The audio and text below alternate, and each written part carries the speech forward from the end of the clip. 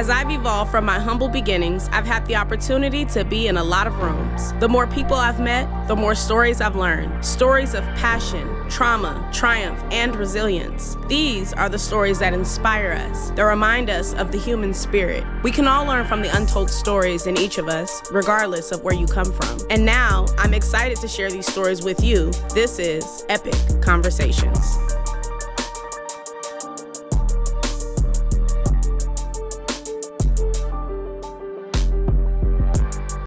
Hello, everybody. Welcome to another episode of EPEC Conversations, Everyday People, Extraordinary Circumstances.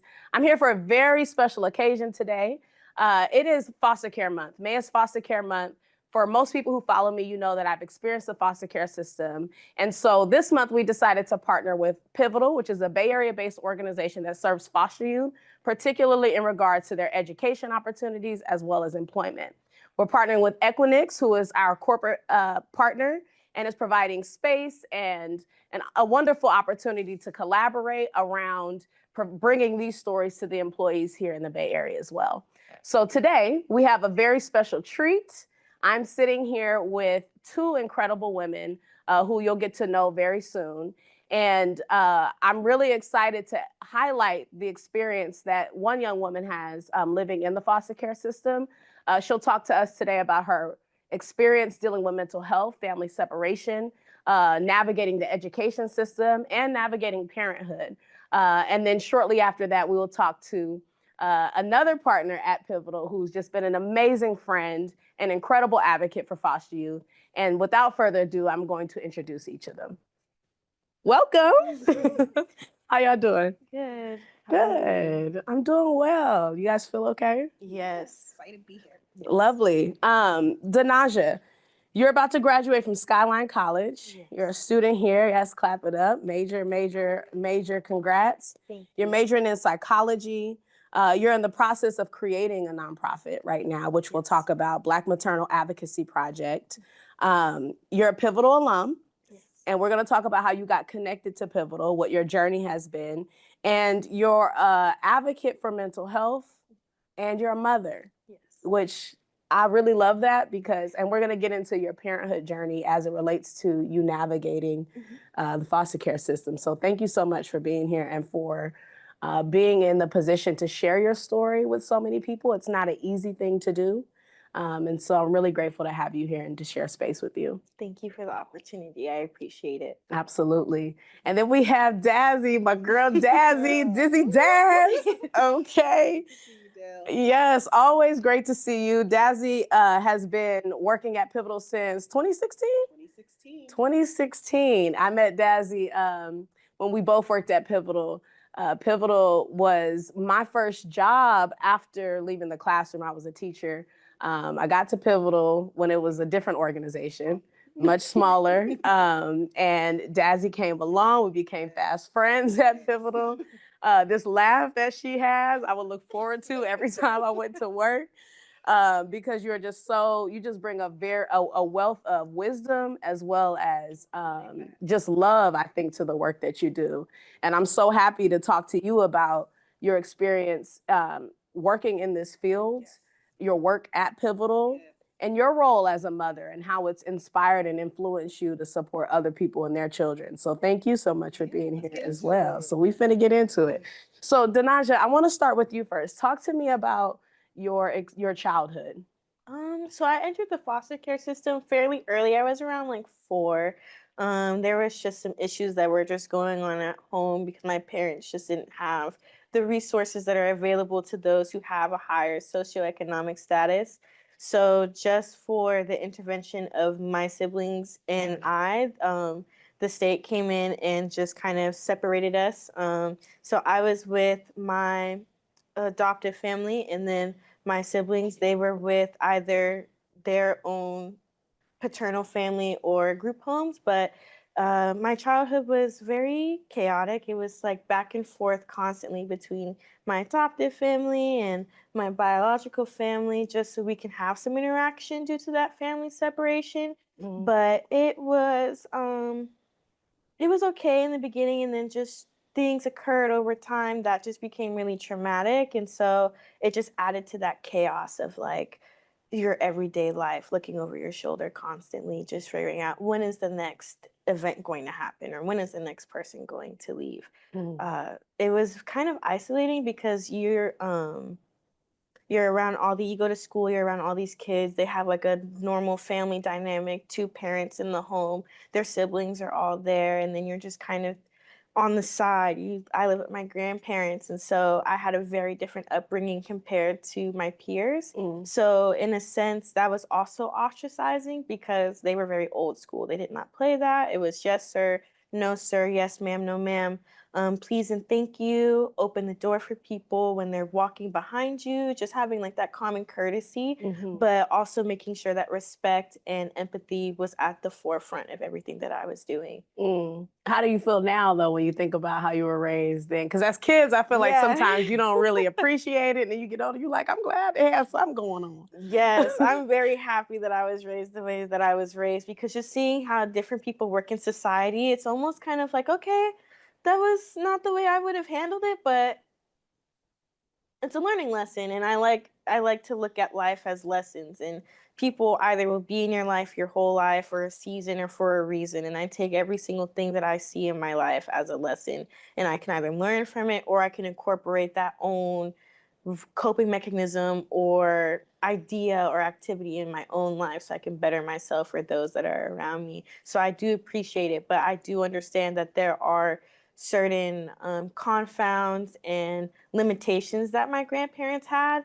And just due to them being born like in the 40s and the 50s, they had a very different mindset compared to a lot of different people. And even though it's not their fault for that mindset that they had and not having access to resources that taught them about like mental health or having a child in a modern day society with the modern day issues like social media or handling mental health, there were some things that I'm like, okay, maybe that could have been done differently, but I'm glad that I got something opposed to where my siblings or even other people that I've met in the system where they either just didn't have that at all or they were in a situation that was way more traumatic than mine and it Mm-hmm. just wasn't beneficial for them, and it was more so they were dealing with more cons than pros. Mm-hmm. How many siblings do you have? I have two older brothers, an older sister, and then a younger brother in my biological side. But my adopted family, I have a younger brother,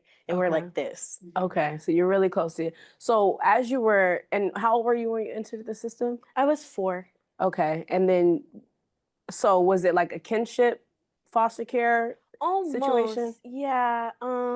I was in a kinship situation, and I would be very grateful for it because I know there's students or other foster youth who they go into home with different strangers, whereas like they may have love for them, but I knew, like looking back at it as an adult, like me being in a kinship was the safest option for me because there's people around me who know my family's history, whether it be medical or mental wise, and they have a background of like, okay, this is kind of what has happened in the family. This may be something that impacts her later on. And they were like, okay, let's take these tools, let's take the information that we know, and let's help her to the best of her ability so that we can make sure that she doesn't end up in the same road as her siblings or her biological family because they didn't Mm. have the best of life. Right. Yeah. For those who don't know what kinship care is, it is a form of foster care, but you are placed with a relative, somebody that you know, somebody that you're blood related to. When I was in the foster care system, the vast majority of my childhood I spent in a kinship care placement. So for a long time, I actually didn't even realize I was in foster care. I just knew we had like this white man who would come to our house pretty regularly. Mr. Egan, we loved Mr. Egan. You know what I mean? And Mr. Egan's coming is like Santa Claus because he always brought something with him. But I didn't view my upbringing as like a foster youth. You know what I mean? Until other stuff happened in life that kind of switched our whole life situation up. So when you think about your placement with your grandmother, Mhm. with your grandmother, um, how did you see yourself as a foster youth, if at all? I didn't really get to understand that I was in foster youth until we were in school. I had to be in elementary school, like third, fourth, fifth grade, and I remember we were talking about like in our diaries, we were talking about what we did over the weekend or what we had plans for like spring break. And I remember I mentioned, yeah, like Miss Rowan is coming, and we always talk about like what I've done over the past couple months. We make these goals, and everyone's sitting there looking at me like, what are you talking about? Like we don't do this. Like I don't understand what you're talking about. Someone comes to your house every 6 months and asks you questions. That's not normal. And I said, oh, okay.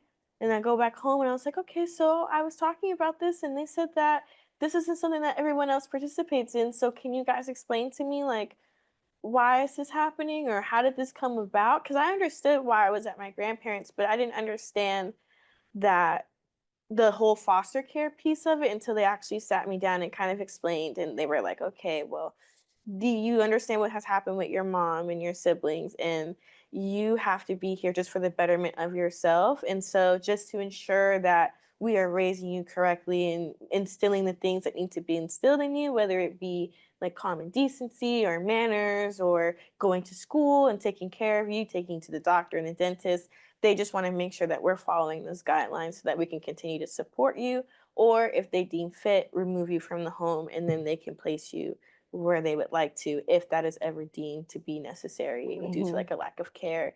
And so I just kind of had to sit there and I was like, oh, okay.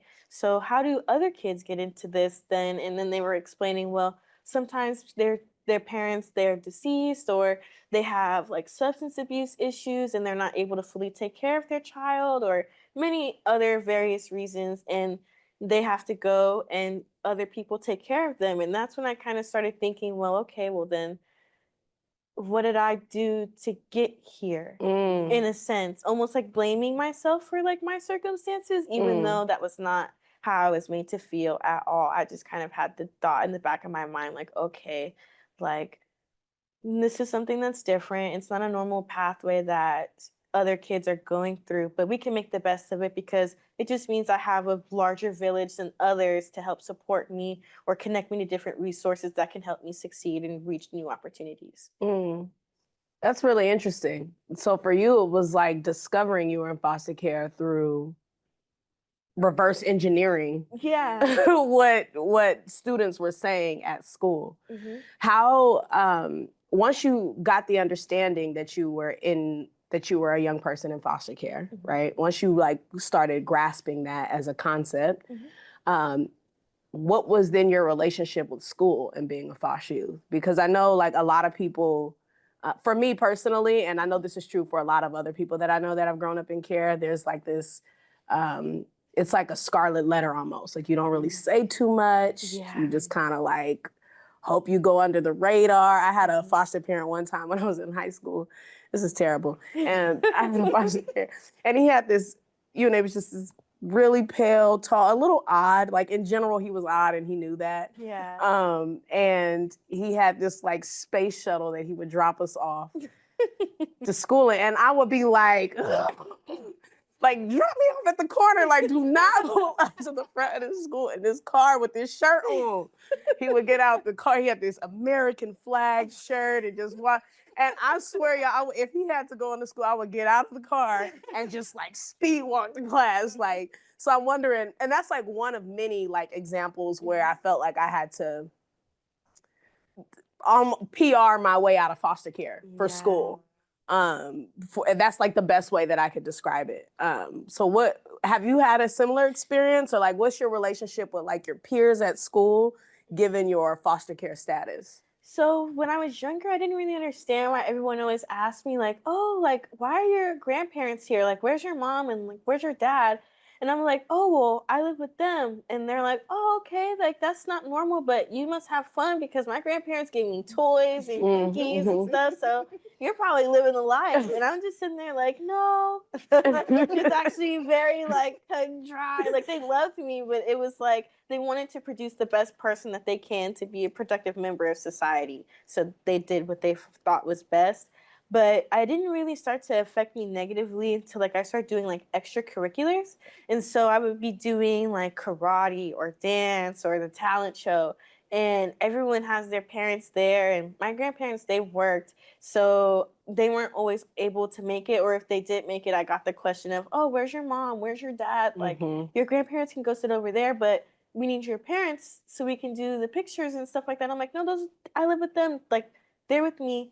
And so it just kind of became a constantly having to explain, like, this is my life, this is my situation, and then either I would get a pity party from some people, or others would kind of look at me judgmental, but I didn't fully understand that as I got older and started understanding like stereotypes that are within the African American community, but also just stereotypes that are placed on minorities in general when it comes to them having kids or not being able to take care of their kids and their kids being taken to the state.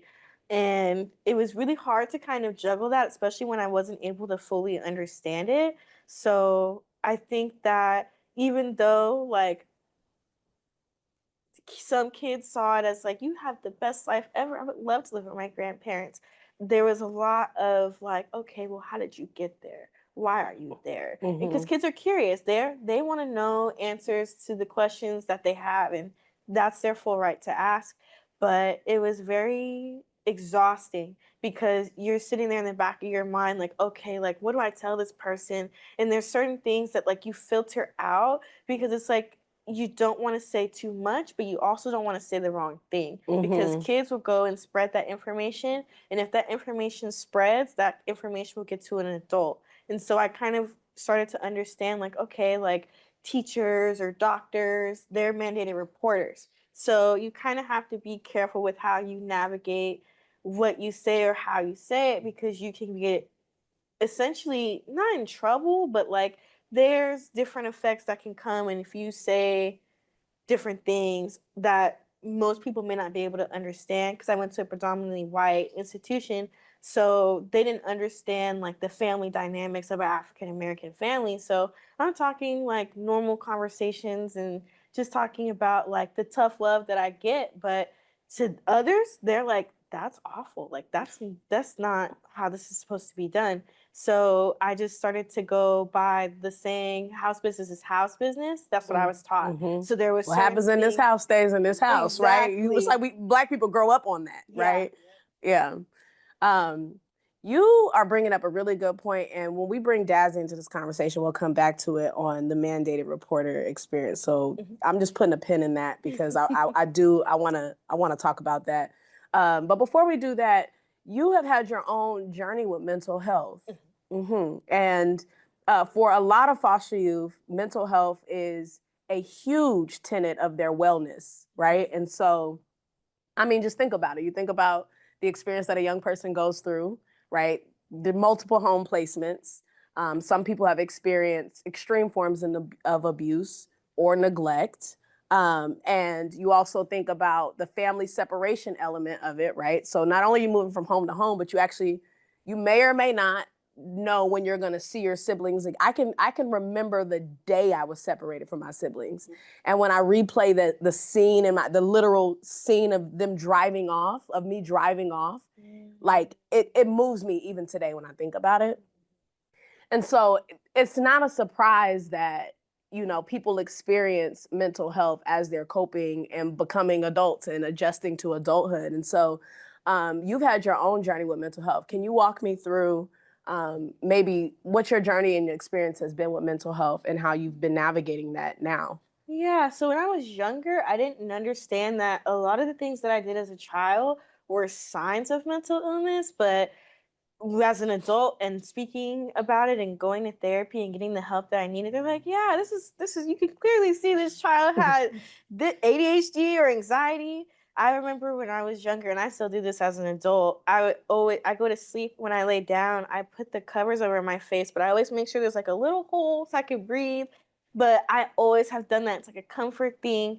But there's been so many instances where like I would be doing something and the people around me would be like, okay, like this is not normal behavior. Like, what are you doing? But they weren't connecting it to, this might be signs of a mental health issue or mental health crisis or the beginning of it, the Mhm. beginning stages of it. I was pretty okay until I was around the 5th grade. I was around 10 years old. My sister, she was murdered in 2013.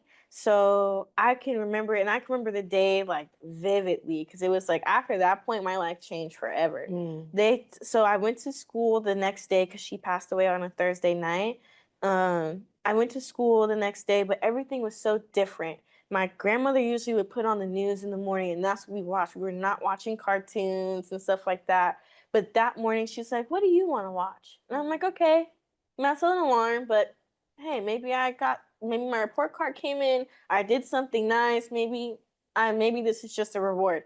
And they take me to school. I had an audition that day to be in the play. And after the audition, I come out and everybody's there. My mom, grandparents, my siblings, my aunts, uncles.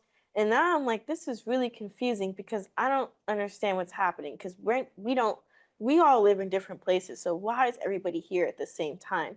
And we go home and they tell me like your sister was in an accident. And I'm thinking, okay, she's in an accident. Let's go get her. Let's go to the hospital. Let's go check on her. They're like, well, no, that's not the kind of accident that we're talking about. And so once they finally kind of explained it to me that she was murdered and that she didn't make it, I lost it because it just kind of felt like I already didn't get a lot of time with her as it was because we were separated. Even though we got to see each other on the weekends or she would come over sometimes, it wasn't as much as I would have liked. And I know it definitely wasn't as much as she would have liked or my adoptive family would have liked because we were really, really close. We did everything together, even though we were 10 years apart. And we go and we're at the crime scene and there you So can you still, actually went to the crimes as a yeah, family. as a family we went to the crime scene and you can still see like the blood splatter on the floor from when she had gotten out the car to like kind of get away from her assailant. And that was traumatizing. You see all these adults around you that you kind of look up to and you're like, okay, what are we supposed to do? What's the plan? Like what's gonna happen? Like how do we move forward from this? And everyone's just in their own world, rightfully so, because that's traumatic to just find out all of a sudden, for someone to just be kind of taken away from you in an instant, not get to say goodbye, not get to, be there in their last moments. And what was unfortunate was that in the process of that, the news stations were there. And so they needed somebody to speak. But everyone's kind of in their own chaos. And so they're kind of looking at me like, okay, like, can you talk? Like, can you do it? Because you're like the least hysterical. And I was like, okay, I can do that. But what am I supposed to do? And I remember the news reporter was like, just look at me. Don't look at the camera. Don't cry. Make sure you smile and talk about all the positive things. And it was just like, how can I talk about the positive things when like 30 minutes ago, I just found out that not only is my sister in an accident, but she's gone. And the way that she was taken was very violent. And so I just kind of felt like, even though other people were in their own world, someone should have stepped in and been like, hey, I don't think she should be the one that should be speaking. She just lost her sister. If anything, she should be kind of sheltered from it so that way it's not as traumatic and she's not as exposed because I didn't understand all the components of what happens when somebody passes away like that and understand that the police would kind of be doing an investigation and you may not have access to all the information that you want to know. So me as a 10-year-old, I'm sitting there like hyper vigilant because I'm scared. I'm like, okay, like this is something that was traumatic, but is it something that I have to learn something from? And As a so 10-year-old, you're processing this. yeah, and so I'm just sitting there like, okay, like what is it that I have to do to avoid to be in a situation like this? And I started kind of going down the line like, okay, well, how did we get here? And I go back and I'm looking in our childhood and I'm like, okay, there's all these instances of our biological mother not doing certain things or just rejecting us completely and just seeing how different actions, like my sister was a teen parent and it wasn't really taken that well from my biological mom. So I felt like once that happened and she was out of the home, I was like, okay, maybe something happened with that. I was just trying to connect the dots because I'm like, I'm 10 years old. No one's telling me the full story, but I need to make sure that I'm safe. And that's when kind of the anxiety started coming. I didn't want to leave the house. I didn't want to go to school. I was like, school is over. Life is over. My sister's gone. I'm gone. She's dead. I might as well be in the casket with her. And so it just started to be like a domino effect. I used to be a straight A student in honors courses.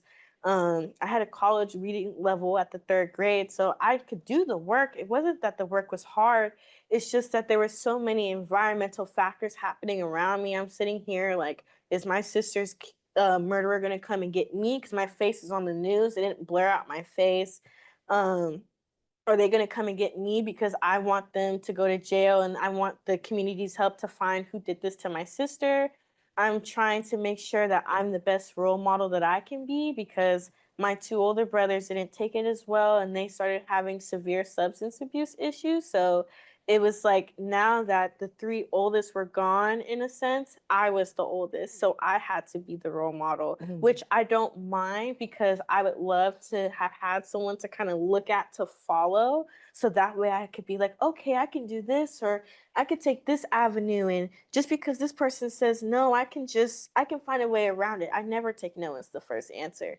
But it was so overwhelming. It was such a large amount of pressure that it was like, I couldn't handle it. I was checked out. Even though I was trying my best, I started failing my classes in school. I started having panic attacks every day. I just couldn't cope with being in a world where everybody was so happy. They had these perfect lives and I'm sitting here and I already had like a bad cards dealt to me in the beginning and then it's just one thing after another and it's like no one is catching the pitfalls or the slips that I'm being put in, whether it's inadvertent or advertent, but it just was very difficult. And so I didn't have anyone to talk to. My grandparents didn't believe in therapy. They kind of thought that that was another mandated reporter issue and that they're going to ask certain questions and not understand that this is just our dynamic and that it would get them in trouble or get me taken away. But my adoptive mom was heavily advocating. She's like, she should be getting some type of help. She needs to talk to somebody because this isn't something that you can just walk away from and be like, brush yourself off, you're fine. This is, you just lost someone significant in your life. And just due to like the custody issues, she wasn't able to get me that help. So it took for me to get further into my mental health issues and having suicidal ideations and self-harming behaviors for everyone to be like, okay, this And when is a did that start problem. happening? When did the suicidal ideation start happening? That started happening in like the 8th grade because everyone's getting ready to like graduate and like everyone has their families there for all these family events. And this was just after like the economic pitfalls of 2008 and then having to bury my sister. Like that was difficult. I don't believe that she had life insurance. She may have, she might not. I just know that financially it was kind of hard. So I couldn't participate in all the things that other kids were doing. But also because of my mental health issues and me not doing well in school, I was further ostracized because in order to do the like activities for the graduates, you had to have good grades. But I wasn't always in class because I was struggling with my mental health. I had depression and I was having anxiety attacks. So it wasn't easy for me to be in a normal comprehensive classroom where everyone is able to sit there um, and just learn. I just had so many other things going on and as well as bullying from other students that I just was not able to fully focus on my studies. And even though I was really, really smart and teachers always saw the potential that I had, I just kept slipping through those cracks. Yeah, you really bring up, I mean, there's so much to unpack in what you just said. First, I want to say I'm sorry that that happened to you because you didn't deserve that. Um, and I'm sorry that you didn't have somebody there protecting you. Um, and I'm thinking a lot about just the burden that Black girls take on in their day-to-day lives and how early that starts, right? There's all kinds of data around Black girls being pushed out of schools. Shout out to Monique Morris, who wrote the book Pushout. And she talks a lot about how the schooling industrial complex is just as harmful for Black girls, if not more, even then, because we talk, a lot of the national conversations are around how Black men and boys are doing. And then Black girls are kind of just excluded and just expected to take on the burden and expected to just navigate their stuff. And your story is just exemplifies exactly what that looks like. And then there's all this other,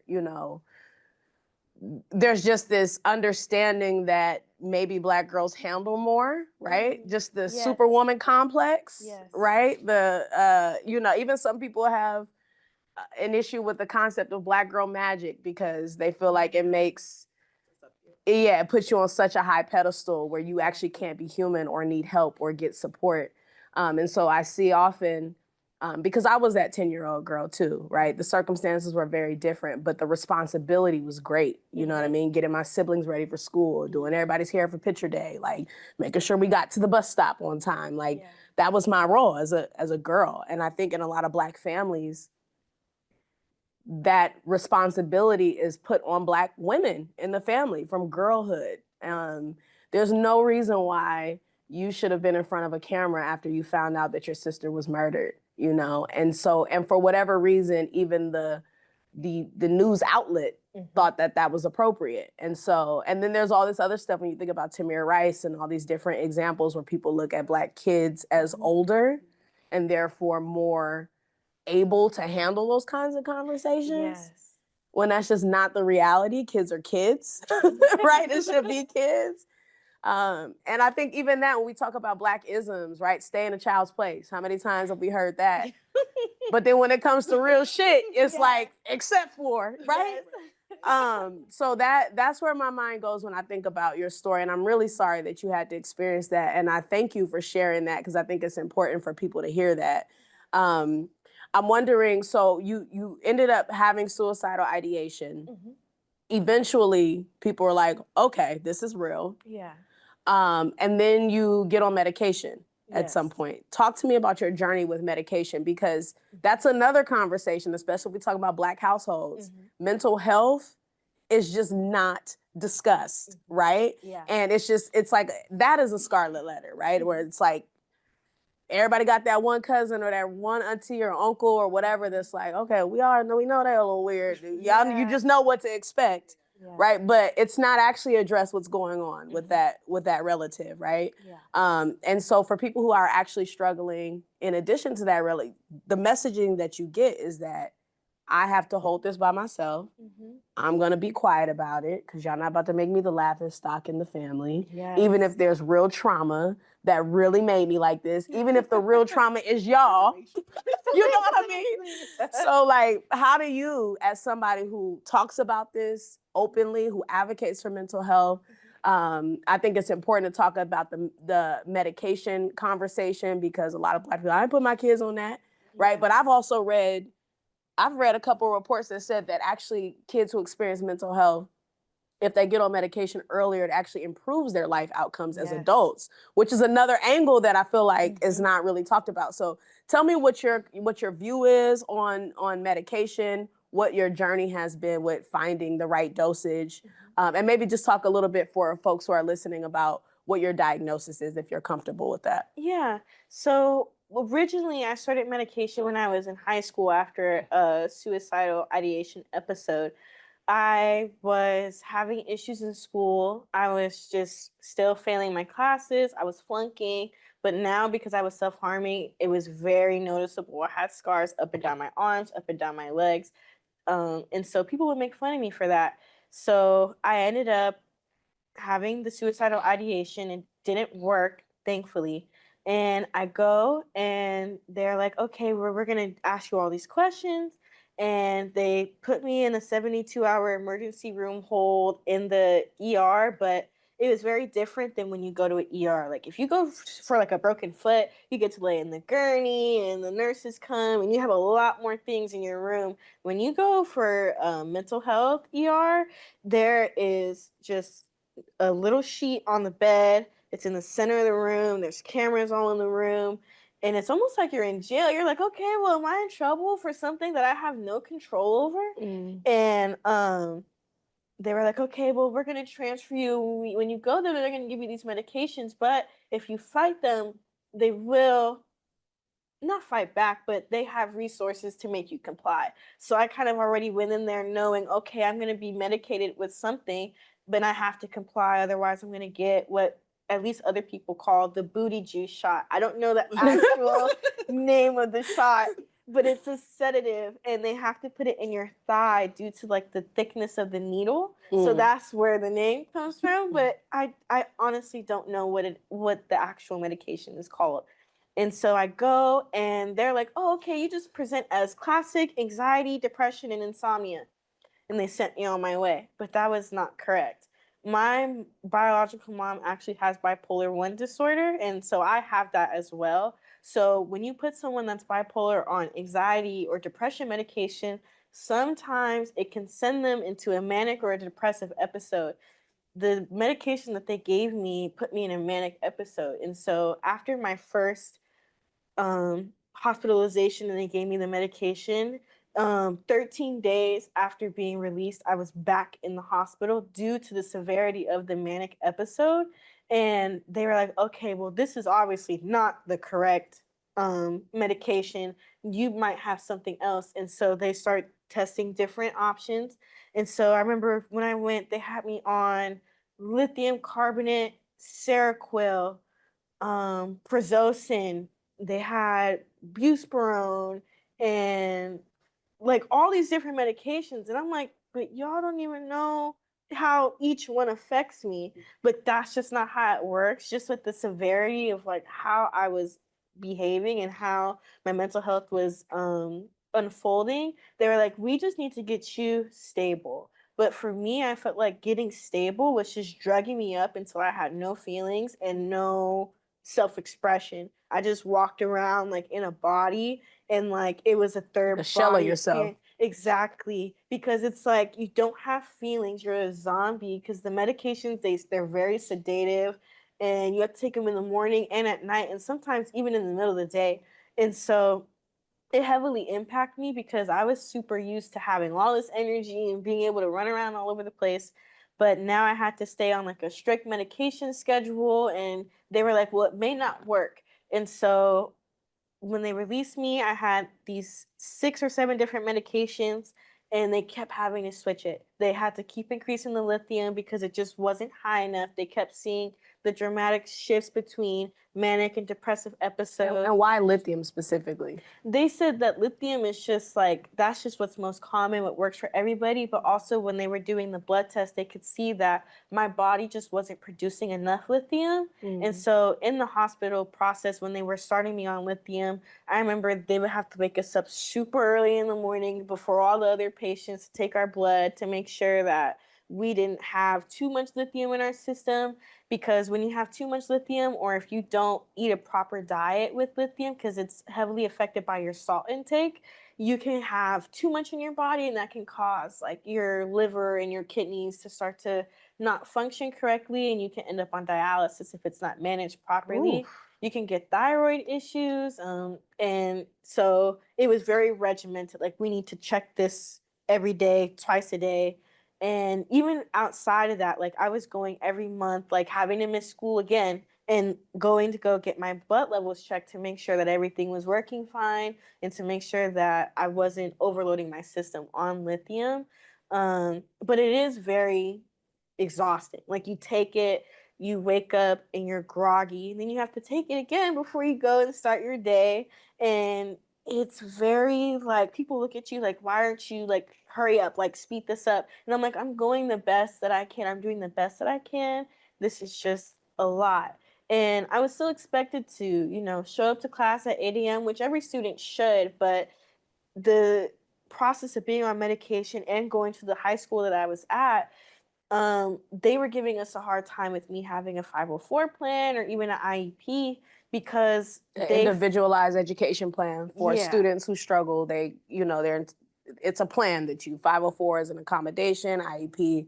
Both of them, schools have to legally they're legally binding documents so students can get the support that they need. So if somebody needs extra time on tests or somebody needs to be pulled out for certain things, the 504, the Individualized Education Plan, the IEP, Special Education Plan, details that. So that's what you're talking about. Yeah, and it was just really difficult because it was like I was getting punished academically because I wasn't succeeding, but where I was at, the institution, they just were not working with my family, even though we had the medical documentation and my social worker was heavily advocating for me to have a 504 or IEP because I had at least what is categorized as other health impairments. So I qualified for it. It was just the process of getting it took 2 years. So my first 2 years of high school, while I was getting like and still adjusting the medication, I was really struggling because I was just trying to compensate for the energy and the brain fog that I had and the energy that I was losing due to not being able to properly take care of myself because traditional education system is not built for people who are neurodivergent or have very adverse childhood experiences. It's very get in and get out. And if you don't understand it, we're going to kick you out. Or we'll fail you out. Yes. Or we'll fail you out. Yeah. And then that puts you on a I think what you're highlighting is so important, right? Because you're talking about your mental health, but you're also talking about the physical trauma of the body by virtue of mental health, right? You're talking about institutionalization as a result of your mental health. You're talking about institutionalization from a medical standpoint, but you're also talking about it from an academic standpoint, which is a whole other institution, right? And so it's like, in the conversation around mental health, I feel like even this conversation is opening up a whole other vortex in my brain because I'm like, wait a minute. Nationally, we have to be having conversations that are more comprehensive around mental health. It can't just be mental health, right? It has to be like, well, here are the residual impacts of somebody that somebody has to navigate if they have more challenges to overcome in terms of their mental health or to work through. So that's incredible. So did they get the medication right eventually? Well, actually, as even now, they're still tweaking it. And I feel like bipolar disorder is a very multi-step process. It always is changing. I mean, the symptoms are the same, but like as you grow and have different experiences, your needs are different. So as I got older, they were like, okay, we've balanced you out with your lithium. Your body is able to produce it enough. Let's start to lower it because you are damaging your body by taking the medications because your body has to process those I don't want to say toxins, but they want to process those heavy minerals and toxins and other things that are incorporated into the medication. And it was just very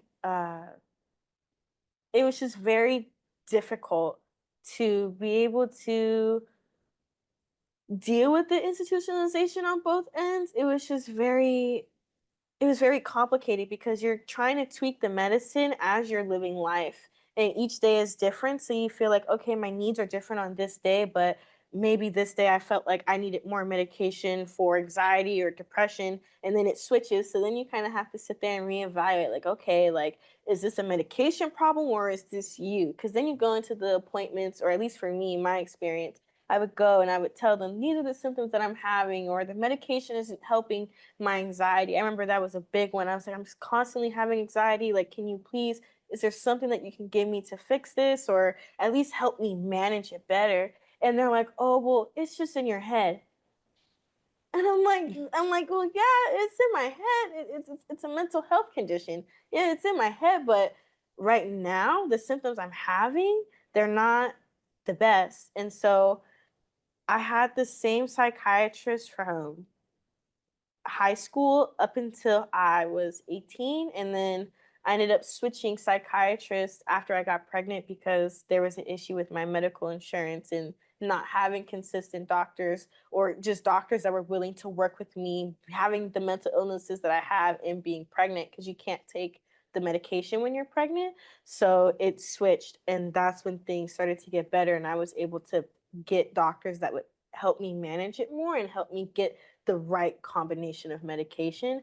I don't feel like I got that right combination until a year after I had my son. And even now, I still have like my complications with my mental health or feeling as though the medication doesn't work. And that just changes as like life stressors come. But I just feel like there's a really big issue in this country of people saying, let's help people who have mental health issues, especially minorities. And then when they go get the help or they go and ask for the help or voice their concerns, we're just brushed under the rug. Like, this is not our problem. This is something that you can figure out, or they place the blame on you. Yeah, or you're treated violently. Exactly. And it You're met doesn't with make you want to go violence. back. Right. Yeah, which becomes like a self-fulfilling Cycle. Exactly.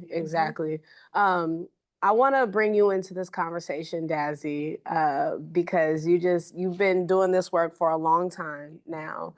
First, give us a little bit of background on you. What is your just kind of professional, personal history that led you to doing this work in advocacy and serving foster youth? Oh, that's a great question. Me, myself, I'm not involved in the foster care system, but I've just gained to love the population. I always say with the youth that I work with, they have that level of maturity, but also tenacity that I love. Like there's no other youth like foster youth because they're a little bit grown, but enough of a child to still have a lot of ideas and just willing to try new things. So that's what keeps me in this job. I studied to be a counselor, MFT therapist, and that's kind of where I met Pivotal. I finished my practicum. I was tired, to be honest.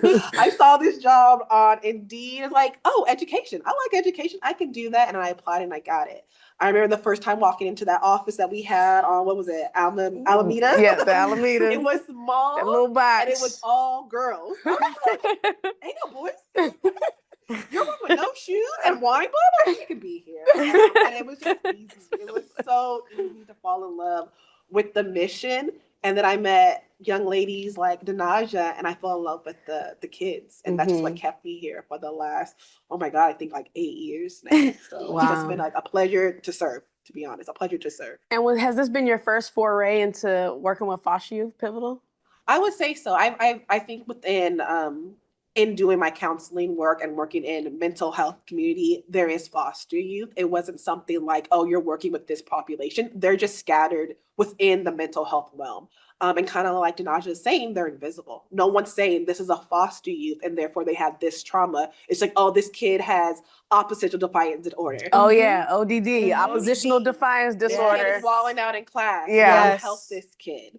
And then when you hear their story, it's like, that's why they walling out. Right. Because they don't have that support that they need. And so I started off there in my internship and my training, learning about that. And then I meet all these young high school students in the foster care system and see the similarity that I saw in my practicum.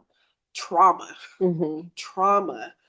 not having that unconditional love, not having that sense of stability. And it was just back to back and seeing it so much. But yet these kids are still trying. They're still trying. They're still in school. Still in school. The head might be down, hoodie might be up. Yeah, but I'm here. Still there trying to make sense of their world while living that double life that Dunhoja was talking about. I'm a foster youth, but yeah, I still have to go to school. I still have to blend in with everybody else. And I think that's where we gained our relationship was because us being on this side of the Bay Area, you know, Santa Clara and San Mateo County, and being Black girls with suburban accents. And I'm like, oh my God, she talks like me. She looks like me.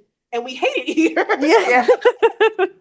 And so that was really where our relationship started. Just really, I saw myself in her. I was like, yeah, let's talk about going to Spelman and Atlanta and like that because we don't want to be in the Bay Area anymore. And that's really where our relationship started. That's really where it just continues to grow. That similarity of our experience being on this side of the Bay Area, not seeing ourselves in the light that we deserve to see in ourselves. Ooh, say a word. Yes. How did you find Pivotal? I believe my social worker gave the resource to my parents because they all knew, like, you're really smart, like, you can do this. Because even though I was flunking out in high school, my adoptive mom, she was connected to Skyline College, and she was like, I know they'll take care of you here, and I know you'll be able to learn, and we can catch you up to the other students. You can run circles around them, so let's do this, let's go. And so they connected me with Pivotal. And that's how it all began. I got a coach, and at first I was like, what? Like, am I in trouble? Like, I wasn't understanding. I was like, I need an academic coach. What are you talking about? You give me a book, I can look at the page, I can recite it back to you without looking. What's the problem? And then when I sat there and I went to the meeting, I was like, oh, this is not bad at all. This is like having a friend, someone who looks like me and represents me and can understand like the terminology that I have. And I was like, okay, I can get with this because this is something that is not offered to me in this institution, and that's not their fault. I mean, they should have done more to have more inclusivity and more representation so we could be inspired to go to school. But I was like, okay, this is another tool in my belt that I can use. And me and Dazzy were super close like this. I was like, we're on the same brainwave, and it was like, this is what I needed because this is what I lost. I mean, it's 6 years ago. Like, that's what I lost because I went in high school in 2016.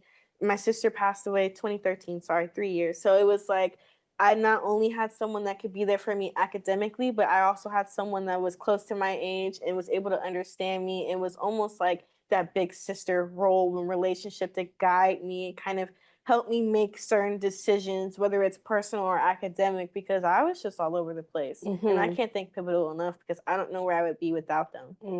I love that. Yeah, I think what you guys are highlighting is so important.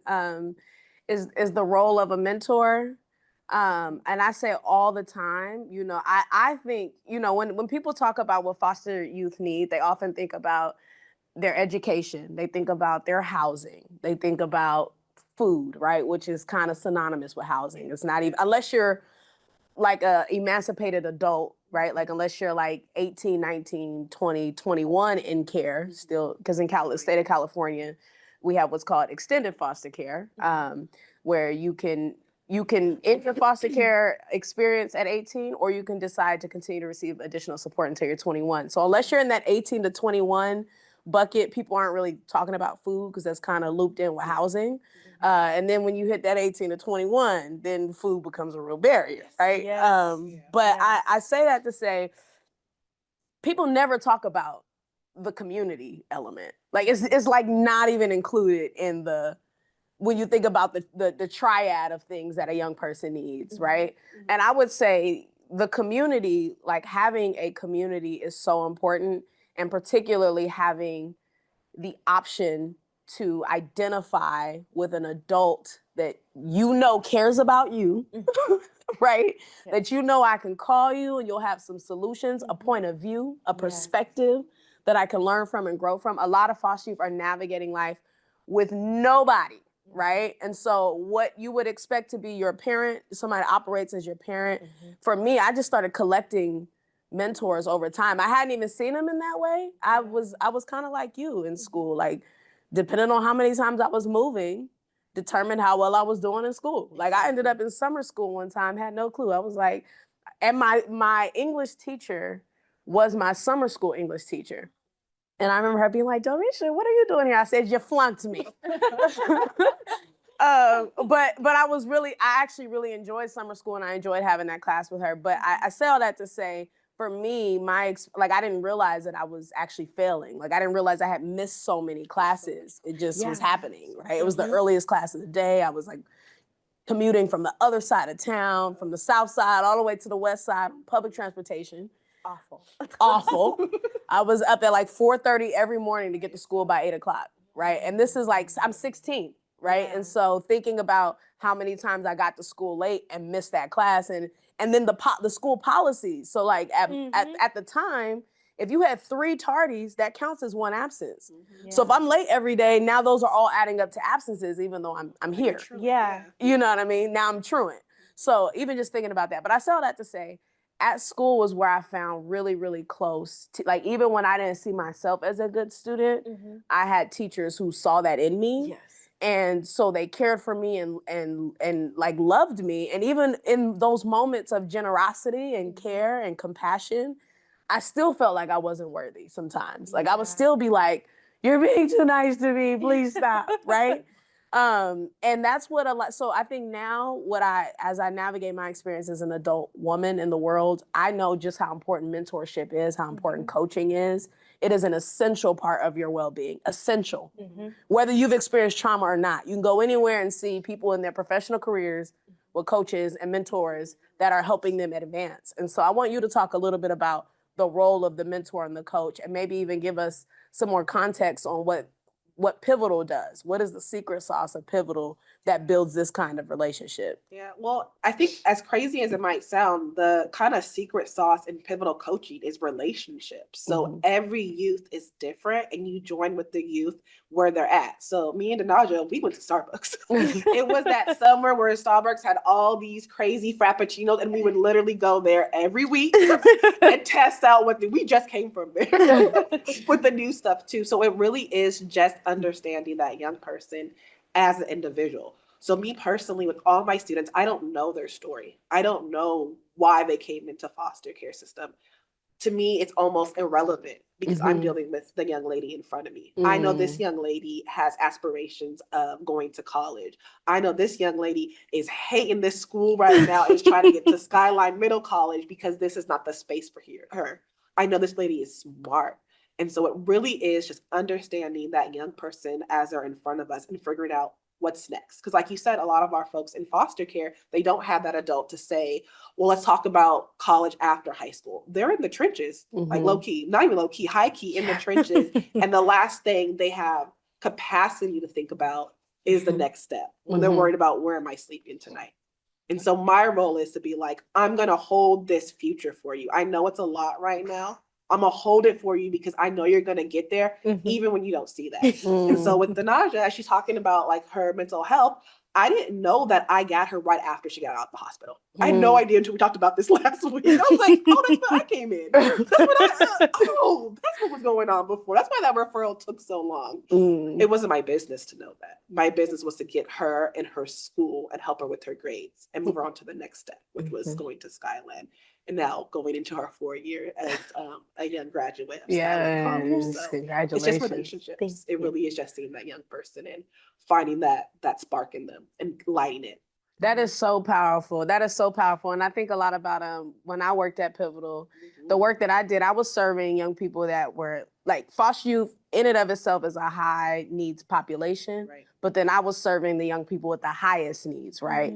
Pregnant, parenting, formerly incarcerated, gang involved, homeless. Like that was the population that I worked with at Pivotal. And even though I too had navigated the foster care system, where I was at their age, a world of different. I was on a totally different trajectory. But I say that to say that piece about holding your future. I'm gonna hold your future in my hand for just a moment. For just a moment, if you would trust me, right? That was how I saw my role too with this population and the stories that I was exposed to. I'm like, no human should have to go through what you've gone through. You know what I mean? Like full stop. And so for a lot of people, it is that capacity. It's the ability. If I ask a young person in foster care, I would almost always get, I don't know what I want to do. What do you want to do? I don't know. What do you want to be I don't know. Because the privilege of dreaming was unattainable, right? When I don't know where I'm sleeping at, or is unattainable when I don't feel welcomed by anybody in my family. To feel familyless in the world was a huge burden, right? So you both are mothers. How has this experience impacted, like you haven't been in foster care at all, but you work with people all the time, right? And so does that impact how you mother and how you think about parenting and the things that you provide for your children? For sure, because I can see how parenting is it's like the start of everything for a young person. And I can see how important it is to give that unconditional love, that unconditional acceptance.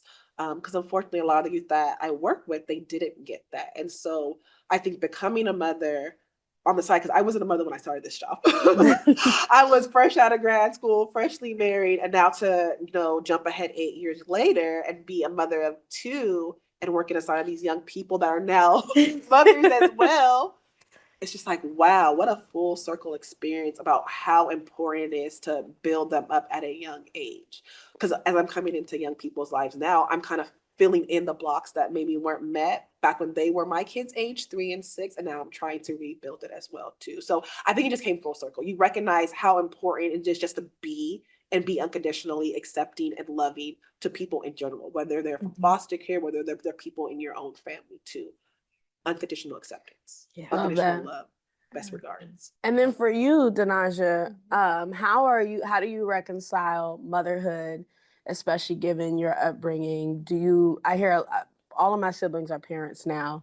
I'm almost the last Lone Ranger, okay? Try to stay strong. And I'm staying strong for the kidless people in the world. But for you, what I hear from my sisters specifically is just how much like being a mother has evolved them. And I'm interested in knowing what your journey of healing is as a parent. Like, how much of your upbringing do you bring into your experience as a mother?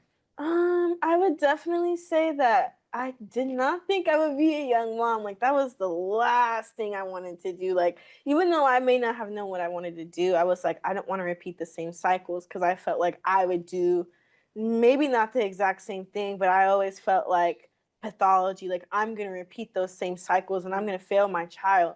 And so I kind of battled, like, am I even going to keep this pregnancy? Because, like, I don't think I can do it. Like, the past 2 generations haven't been able to. What's going to make me different? And so I actually had a scare in the beginning of my pregnancy. I thought I was going to lose my pregnancy. And that's kind of like when my mind was like, okay, you need to figure this out. Because at the time I wasn't in school. I was hanging out with the wrong crowd. I was like, okay, I need to get in school, because my son is not going to be able to have the life that that I would envision for him, or the life that I wanted for him to have, if I don't go to school. I can't sit here and just do nothing.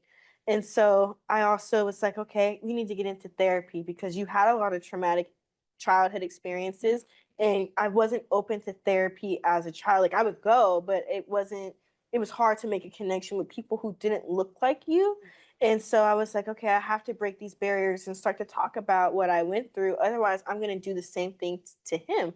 And once I had him, I didn't have that connection that everybody felt at first, because I had postpartum depression, but I didn't know at the time. I was just like, oh my gosh, like, I have this new life here, and everyone's like, he's so handsome, he's so beautiful, like, you did a great job. And I'm like, oh my gosh, my job just started and I don't even know what to do. Like, I haven't had the best example. I know how to raise a child, like, from 5 and up, but like from an infant and to 5, I was like, I just know how to change diapers, bottles, and try to love you the best that I can, and not repeat the same cycles that I went through, whether it be emotional neglect from my biological mother, or being in an environment that's chaotic and there may not be the best people there.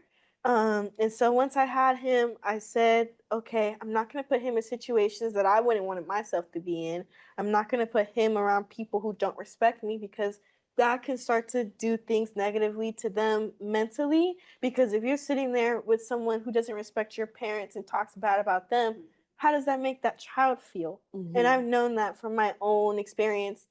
And I just made sure that I did everything that I did not get, because I knew that had someone just been able to do something that would be building me up, whether it's like reading to me every day, or saying I love you, or especially being vulnerable. I didn't really have that from my grandparents. They didn't show vulnerability or express their emotions. So that was a really big thing for me, was learning how to process my emotions and not just push it away, lock it up, throw away the key, because eventually that builds up and then you explode. And you can't do that around a child, because they can't understand that, especially as an infant. And so I made like a complete 360, because it was like everything that I was doing before no longer mattered to me. Even though I didn't have that connection with my son at first, I knew, like, I need to handle business, because his life is at stake. He didn't ask to be here. And I always make sure that, like, even though I understand my biological mom did not have the resources to heal herself, or even when she did, she wouldn't use it to the fullest of her ability, and then would sever those connections and not be able to use them again, I could never do what happened to me to my own child. I would do anything and everything to avoid having my son experience even one adverse child experience that's similar to mine, because I know I can't take trauma away from kids or protect them from everything, but I know that I was exposed to things at young ages that should not have been my responsibility or should not have even been in my scope. I also have responsibilities that should not have been in my responsibility, but I'm grateful for. But for him, I want him to be a kid. I don't want him to have to constantly look over his shoulder and be hyper vigilant and feel like it's me against the world and nobody else. I want him to be able to feel comfortable and come to me and talk to me and say, Mom, I'm struggling.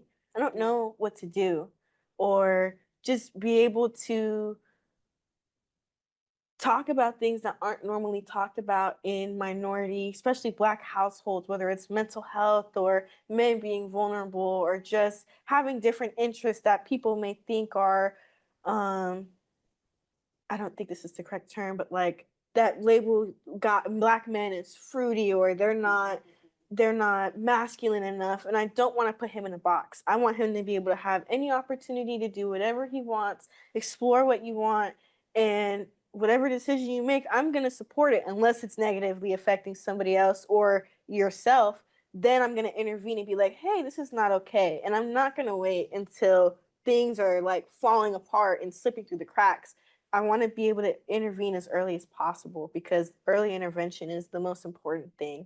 Yeah, that was one of the things I saw on social media. My sister says all the time, I'm trying to give my baby a childhood that they don't have to heal from. Yes. You know? Yes. And then briefly, before we wrap up, I wanted two things. I have two questions.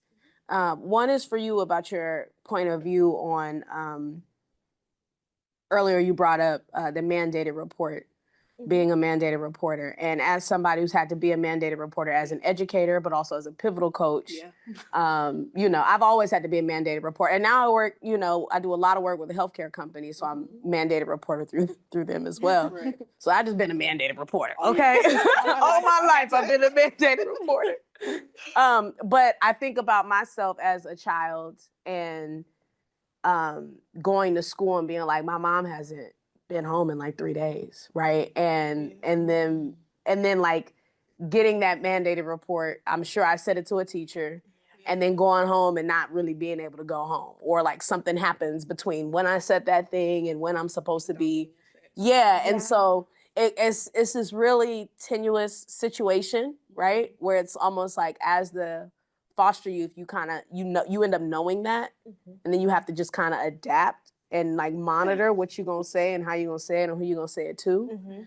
And so I've associated a lot of what I've shared, even if it's something that has put me in a vulnerable situation or danger even, I still, as a student who experienced foster care, I'm still gonna be doing the politics in my head around what I'm sharing, even if that means that I'm gonna go home and like not be okay.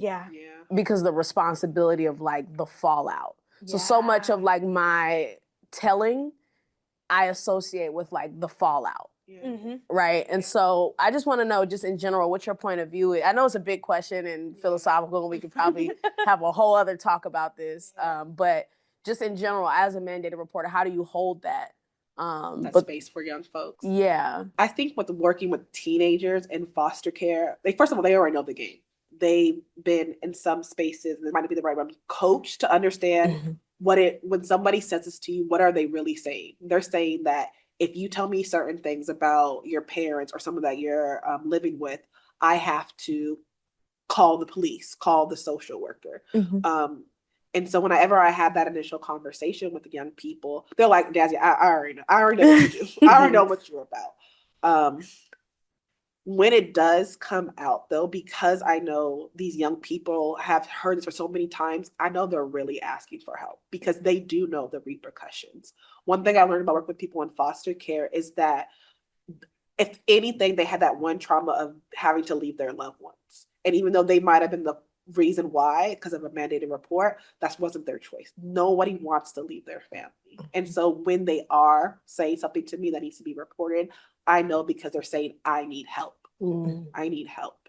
So in my professional space, it's like letting them know I see you and I am going to help you. And I try my best to keep them included in that process because I know they didn't do it just for no reason. None of my kids do it for accidents because they know they've been here way too long. They know the game. They've been trained. Foster youth know the game way too well. They know the game way too well. So if they're saying something, they're saying, Dazzy, I need you to help me. Yeah. And I'm going to help them every single time. Beautiful. And then Dunhoja, really quickly, I want you to just kind of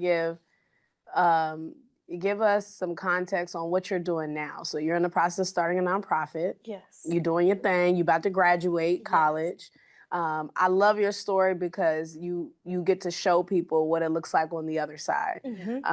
Life after care is what Dante says, right? Because a lot of times the stories, now we're seeing a lot more positive stories, but the stories used to be like, save the children, and there's some undertones of like, there's children that need real support, right? And real, just real resources.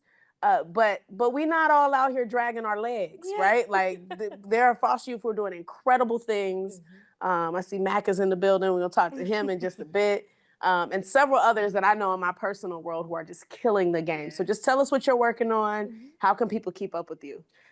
So actually after this, I'm going to be doing a honorable mention reading at my school because I got my poem called Beneath the Mask published in the Talisman. Ooh, it's speaking about congrats. being, essentially it was based around being Black and in foster care and just being seen as like, it's like a double life, but also I was just focusing on the aspect of just like people constantly ask us like, are you okay? Or do you need help? But being Black and being a woman and being a teen parent, there's always that like undertone of like, well, what did you do to get yourself in this position? And so I wanted to make sure that I can make other people in my community understand that, that even though we have these hard shells because we are coached or we don't let people see our vulnerable side due to what we've gone through, that we're not just these walls. We're not just these people that can just take anything and everything. We just take anything and everything because we've been forced to. We had no choice to. That was our survival tactic. Otherwise, you weren't going to make it. Either your mind or the institution, like institutionalization, whether it be the school to prison pipeline, it destroys you. But on a positive note, I'm getting ready to transfer to either CSU Sacramento or University of Utah. And I want to start the process of getting into the medical field, whether it be through therapy or owning my own holistic wellness center that is connected to the Black Maternal Advocacy Project, because I feel like there are so many people who need the resources for reproductive health care or just healthcare in general. And so I'm just in the process of finding out how to make a center that has primary care, dental care, mental health, any across the board. So that way, people who don't have insurance or are from historically marginalized communities can access care, because that's a necessity. I don't think it's a privilege. It should be a necessity. And I don't think people should be paying an arm and a leg to get basic help, to get their basic needs met. My social media, I just have Instagram. It's just my first name. It's DUNHOJA. I don't post a lot, but I'm getting in the process of doing that because I'm trying to get my holistic wellness business started. I do sound healing and sound bowls to help people manage their allostatic load and help promote holistic wellness, because there's so many things and resources available to us. You just don't know about it until someone teaches you. And I want to be able to be that person to give kids who are like me or anybody who's been through something the resources to help themselves so that they're not dealing with that internal battle of, oh my gosh, like I can't do this. And then you have the other side that's like, you got this, but it's so much more quieter than that negative voice. And so I'll be starting to do that over the summer, most likely Pacific Beach. So you'll be seeing postings about that soon. I'm certified. I have my certification for the sound healing. And I'm in the process of learning to do more instruments. I have the chakra bowls, but I'm learning the steel tongue drum and how to play the Native American flute, because different people have different tunes that help their body heal and adjust. And I want to be able to help those those people that are around me that are suffering but just don't know how to ask for help or don't know where to go to get resources that can accommodate them because everything is so expensive in this economy. Ooh, y'all go ahead and clap it up for Dunhoja, girl. You are doing it. You are doing it. Okay, she said I'm gonna drop a dissertation on y'all on the way up out of here. Congratulations on everything. I definitely have some folks I want to connect you with, so we should definitely talk offline. Dazzy, thank you so much for all the work that you're doing at Pivotal, for all the work that you're doing to support Dunhoja. Can we clap it up for Dazzy as well? You guys have been amazing, and I really hope, I'm certain that both of your experiences and what you've been able to share today is you're paying it forward to so many people who needed to hear that. So thank you for being here today, and we'll see y'all next time. Yes, thank you. We can all learn from the untold stories in each of us, regardless of where you come from. And now I'm excited to share these stories with you. This is EPEC Conversations.